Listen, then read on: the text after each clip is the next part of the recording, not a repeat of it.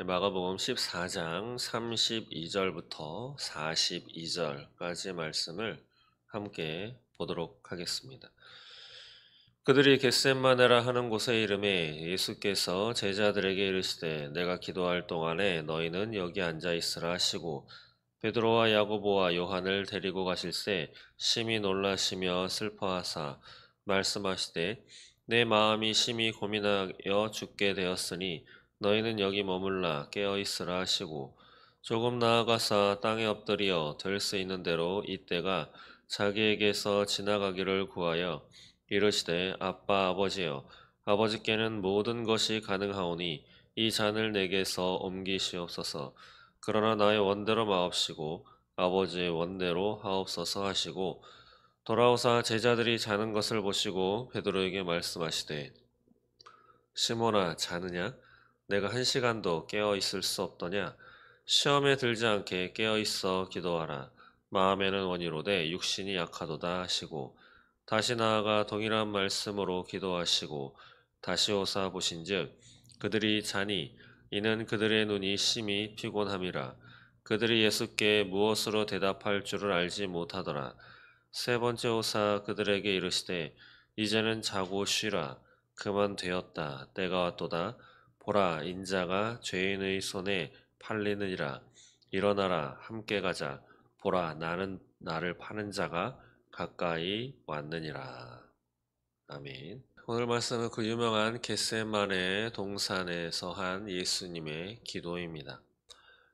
이제 예수님은 유다라고 하는 제자의 손에 팔리어서 십자가에 달려 죽을 그 바로 초입에 맞닥뜨리고 있습니다. 그것에 임하기 전에 예수님께서 무엇 하셨는가? 바로 기도를 하셨다. 예, 십자가의 고난, 그것을 앞두고 예수님은 겟세마네라 하는 곳에서 하나님 앞에 드린 그 기도의 그 사건, 그리고 함께 나를 위해서 기도를 좀 해다오 라고 부탁받은 제자들의 졸던 또 자던 그러한 모습,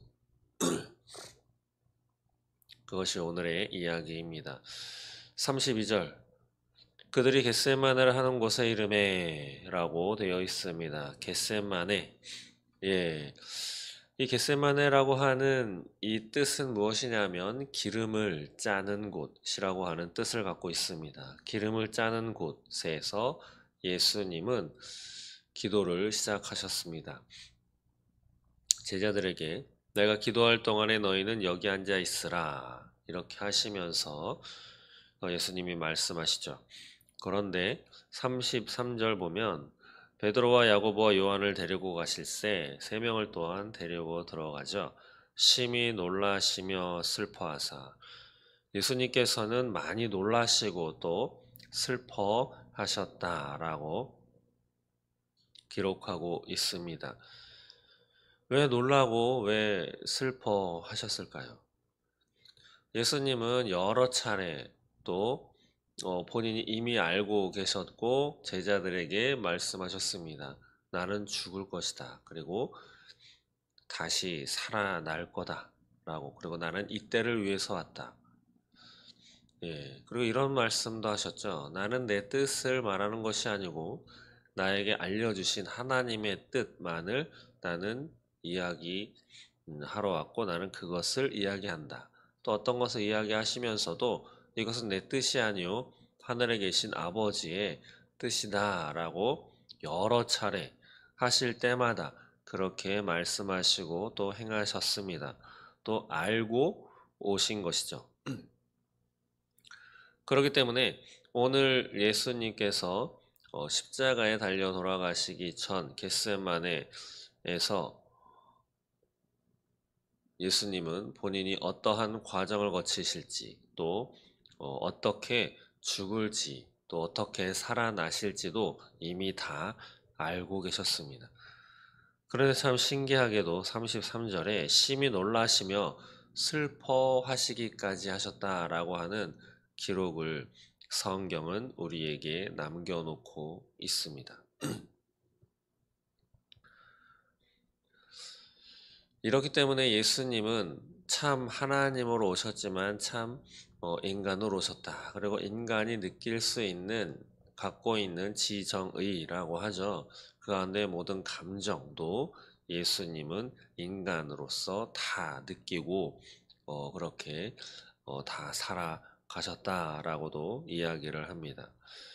그러면서 말씀하십니다. 심히 놀라시며 슬퍼하시면서 말씀하시는데 34절에 내 마음이 심히 고민하여 죽게 되었으니 너희는 여기 머물러 깨어 있으라. 예수님의 마음도 심히 고민이 되었고 죽게 되었다. 예, 죽을 지경까지 되었다. 라고 기록하고 있습니다. 이것이 예수님의 마음이었던 것이죠. 하나님은 어떠셨을까요? 자신의 하나밖에 없는 아들이 자신이 죽을 길을 앞두고 기도하기 전에 고민하여 죽을 지경이 된 그 아들을 바라보는 그 하나님은 35절 조금 나아가사 땅에 엎드려 될 수 있는 대로 이때가 자기에게서 지나가기를 구하여 이르시되 아빠 아버지여 아버지께는 모든 것이 가능하오니 이 잔을 내게서 옮기시옵소서. 이것이 예수님의 기도였습니다. 한 인간의 기도였습니다. 죽음을 앞둔 그것도 처절한 고통 속에서 죽어가야만 하는 자신의 길을 앞두고 하나님께 드린 한 인간, 한 인간으로서의 예수의 기도다. 이렇게들 많이들 이야기를 하고 있습니다. 될 수 있는 대로 지나가기를 구하는 이 잔을 내게서 옮기시옵소서. 자신이 부활할 것도 알고 계셨던 예수님께서 왜 이런 기도를 하셨을까요? 또 누구는 이런 식으로 이야기를 합니다. 예수님도 이렇게 기도했다. 이것이 우리가 따라가야 할 기도다. 그리고 우리 인간들이 하는 이 기도를 예수님도 하셨고 이것을 모아서 우리 인간들을 다 이해하시는 분이다. 그리고 인간들의 연약함까지도 예수님은 다 갖고 계시다. 뭐 성경에 정확하게 나와 있지 않기 때문에 이것이 맞다, 저것이 맞다 라고는 할 수 없겠지만 이미 다 알고 계시는 예수님도 이 십자가의 길이 싫었던 것은 분명합니다. 또 이것이 얼마나 힘든 길이었기에 이것을 피하고 싶었는지 그것은 분명히 나와 있다라고 하는 것이죠. 근데 오늘 기도한 장소가 어디라고요? 바로 겟셋마네 기름을 짜는 곳. 자신의 몸을 쥐어 짜듯이 모든 것을 하나님 앞에 다 올려드리는 자신의 생각, 자신의 감정, 사명은 받았고 이 길을 가는 것은 맞지만 꼭 이 길을 가야 하는가? 또 앞에 있는 그 두려움과 많은 걱정, 근심, 얼마나 아플까라고 하는 여러 가지가 다 뭉뚱그려서 자신의 몸을 쥐어짜는 몸뿐이겠습니까? 머리까지, 정신까지, 온 모든 것을 다 쥐어짜는. 그래서 또 다른 성경에는 땀방울이 핏방울이 되어 떨어졌다라고도 기록하고 있습니다. 실제로 과학자, 의학자들이 연구하기로는 사람이 힘을 주고 많이 고민하고 애를 쓰면 실제로 모세혈관이 터져서 땀방울이 핏방울이 될 수 있다라고 많이들 이야기를 하는데 예수님은 이 정도로 자신을 소위 오늘날도 뭐 영끌이다 영혼을 끌어넣어서 영혼을 갈아 넣어서 뭐 말을 했다 뭐 이런 이야기를 하는데 정말 예수님이야말로 자신의 모든 것을 쥐어짜고 갈아 넣어서 하나님 앞에 내어드리고 있는 모습입니다. 그러나 예수님의 기도가 위대한 것은 36절 그러나부터죠. 그러나 나의 원대로 마옵시고 아버지의 원대로 하옵소서. 예수님도 원하시는 것이 있었습니다. 하나님의 사명을 가지고 하나님의 말씀을 가지고 이 땅에 오셨고 그 말씀대로 받은 사명대로 실제로 말씀하시고 행하시고 그러한 사명의 길을 걸어가기 위해서 오셨고 순종하셨지만 그러한 예수님 안에 다른 생각이 없었느냐? 아니, 있었다라고 하는 거죠. 하나님과 다른 생각이 있었습니다. 예수님은 이렇게 기도하셨습니다. 자신의 아버지 하나님께 아빠라고도 부르면서 요즘에 저희 아기가 저한테 아빠, 아빠, 아빠 막 이렇게 하는데 어린아이처럼 아빠라고 부르면서 하나님 앞에 이렇게 기도를 드리셨습니다. 그런데 오늘 본문 43절까지 42절까지네요. 41절까지 보시면 아시겠지만 하나님은 끝끝내 침묵하십니다. 아무런 대답도 하지 않으시죠.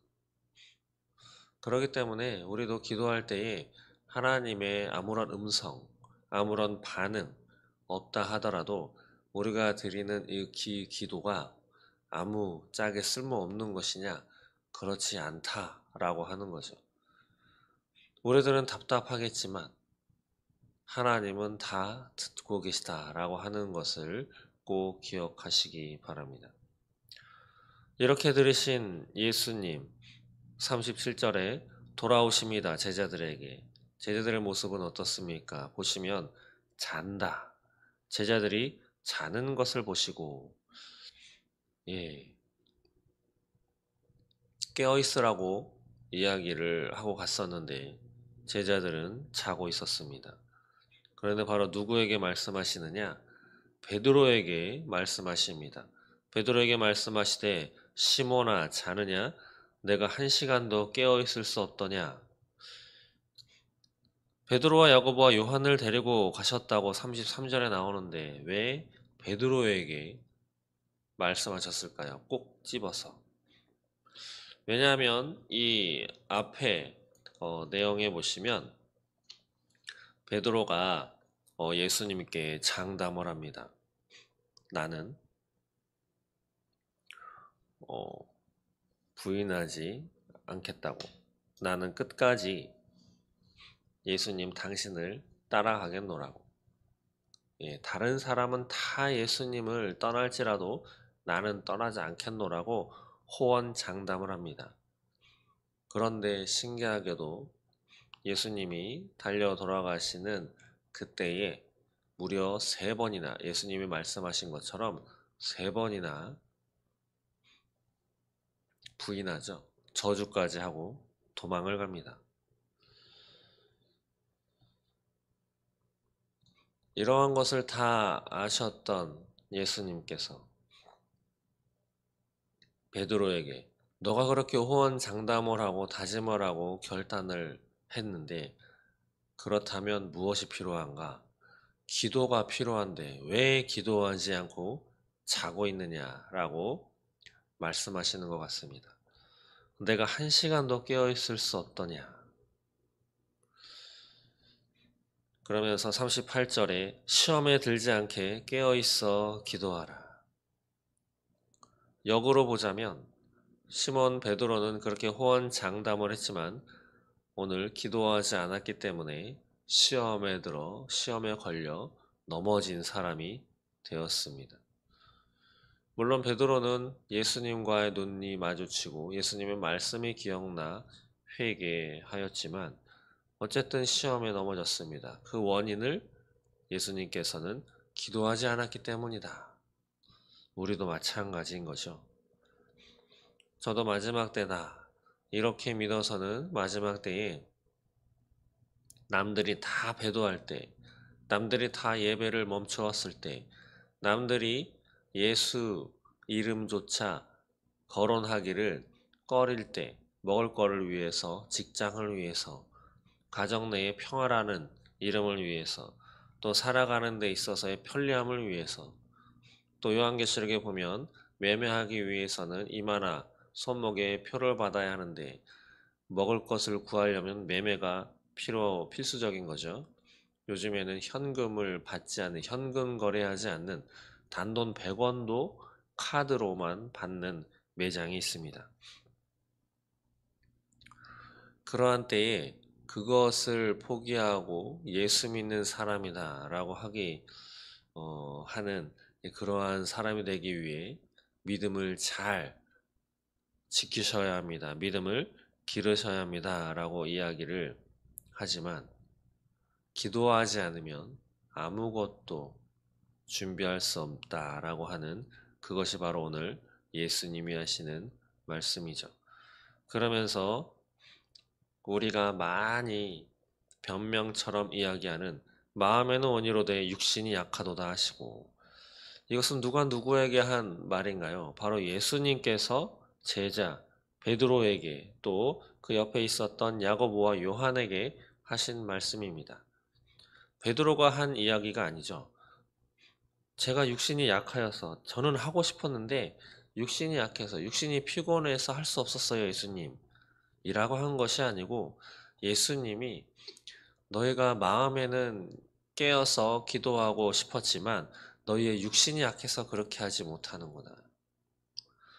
그렇기 때문에 저는 이 말씀을 전할 때, 또 이 말씀이 생각나고 적용하여야 할 때, 그때마다 이렇게 말씀을 드립니다. 내가 할 이야기가 있고 상대방이 할 이야기가 있다.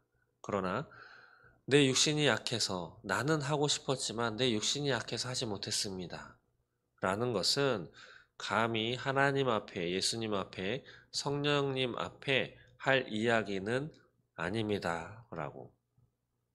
그것은 우리를 너무도 잘 아시는 하나님께서, 예수님께서, 성령님께서 우리를, 그야말로 우리의 연약함을 긍휼히 여기시고 우리를 위로하시는 차원에서 하시는 말씀이지, 우리가 무엇을 하겠다고, 무엇을 해야 한다고 생각했지만 하지 못했을 때 늘어놓는 그러한 일종의 변명거리가 돼서는 안 됩니다 라는 말씀을 기회가 될 때마다 드립니다. 그러면서 39절에 다시 이야기를 하시고 행하십니다. 다시 나아가 동일한 말씀으로 기도하시고 다시 오사 보신즉 그들이 자니, 이는 그들의 눈이 심히 피곤함이라. 그들이 예수께 무엇으로 대답할 줄을 알지 못하더라. 두 번째로 기도하고 오셨더니 그들이 또 잡니다. 이제는 너무 민망해서 무엇으로 대답할 줄도 알지 못한다 기록하고 있습니다. 41절에 세 번째 오사 그들에게 이르시되 이제는 자고 쉬라, 그만 되었다, 때가 왔도다. 세 번 기도하시고 예수님이 오셔서 이제는 자라, 그리고 쉬어라. 왜냐하면 때가 왔기 때문이다. 보라, 인자가 죄인의 손에 팔리느니라. 일어나라, 함께 가자. 보라, 나를 파는 자가 가까이 왔느니라. 기도해야 할 때가 있습니다. 기도할 수 있는 때가 있습니다. 그러나 기도할 수 없는 때, 바로 그때가 우리에게 온다라고 하는 거죠. 계획이 있고 받은 사명이 있고 이루고자 하는 욕심도 있고 다짐도 다들 합니다. 저도 마찬가지입니다. 그러나 그것을 위해서는 기도가 필수적입니다.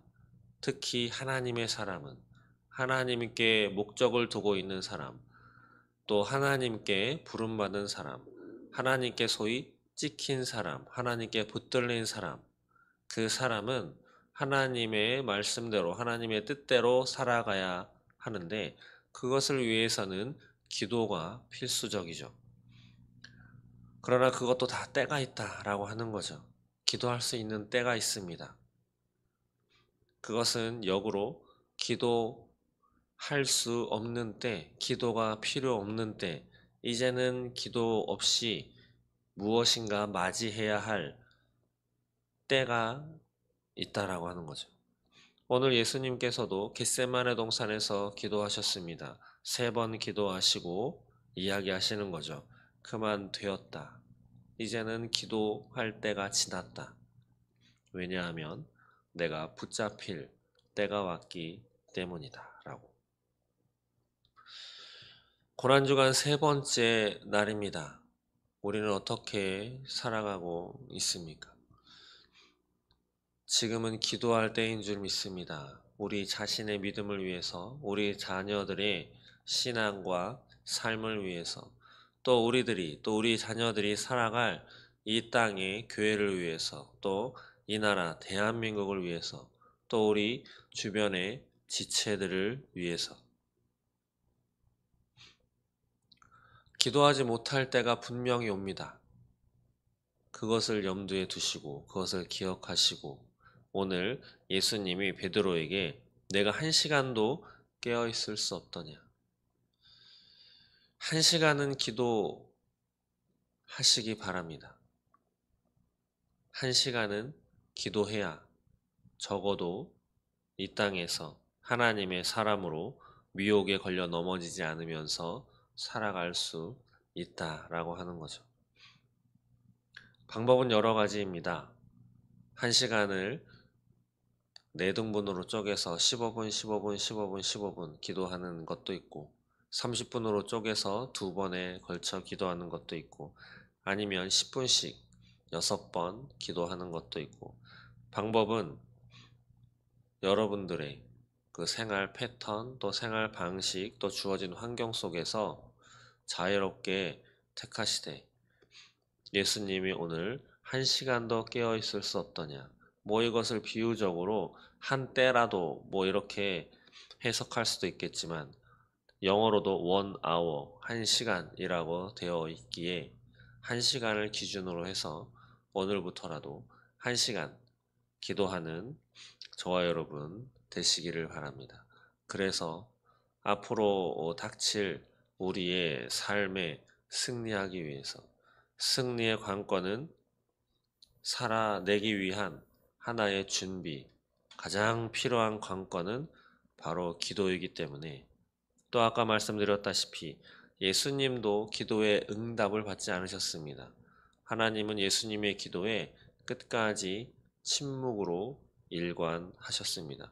그러나 이러한 예수님의 기도를 듣고 계시던 하나님의 마음은 어떠셨을까요? 아마 예수님이 겟셋마네 기름을 짜는 틀에서 자신의 온 몸을 짜듯이 기도한 그 예수님처럼 하나님의 가슴도 쥐어 짜고 계셨을 것입니다.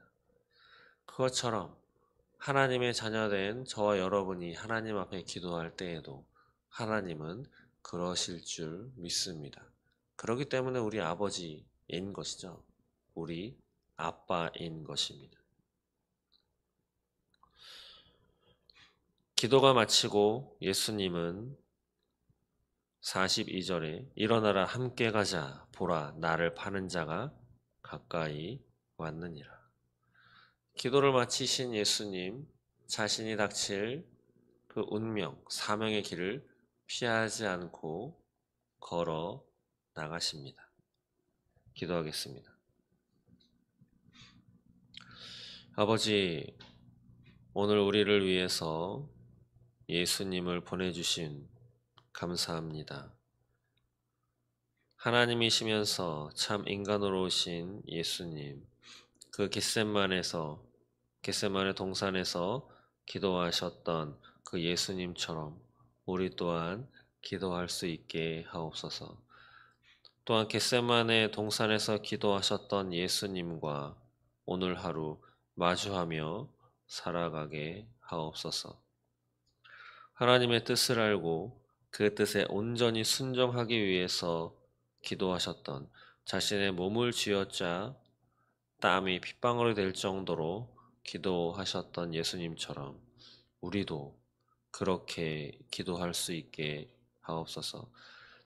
인생의 여러 시험과 어려움 앞에서 또 다가오는 그 수많은 시험 속에서, 그리고 무엇보다도 우리의 신앙의 삶을 무너뜨리려는 이 시대의 악한 문화, 또 악한 사단의 계획, 또 이 나라에 펼쳐지고 있는 하나님을 대적하는 그 모든 사상과 특히 좌파, 이러한 것들에 대해서 무너지지 않도록 오늘 깨어서 기도하게 하옵소서. 감사합니다.